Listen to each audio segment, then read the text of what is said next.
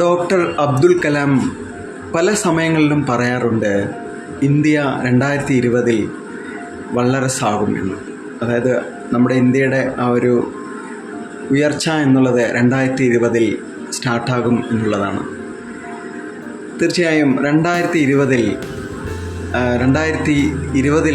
Corona വന്നത്. ആ സമയത്ത് വേൾഡിലെ ഇന്ത്യൻസിൻ്റെ വാല്യൂ ഒന്ന് കൂടിയിട്ടുണ്ട്. കാരണം കൊറോണ വന്ന് ആ സമയത്ത്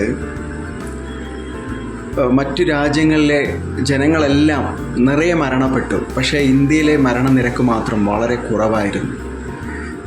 അപ്പോൾ തീർച്ചയായും നമ്മൾക്ക് മനസ്സിലാകാം, ഇന്ത്യയിലെ ഓരോ ജനങ്ങളും ഏത് പ്രതിസന്ധി വന്നാലും അതിന് മറികടക്കാനുള്ള വിൽ പവർ ജാസ്തിയാണ്. അത് ഒരു താഴ്ന്ന ഒരു അവസ്ഥയാണെങ്കിലും ശരി, ഉയർന്ന അവസ്ഥയാണെങ്കിലും ശരി, ഏത് അവസ്ഥയെയും തരണം ചെയ്യാൻ ഇന്ത്യൻസിന് കഴിയുന്നു എന്ന് നമുക്ക് മനസ്സിലാകാം.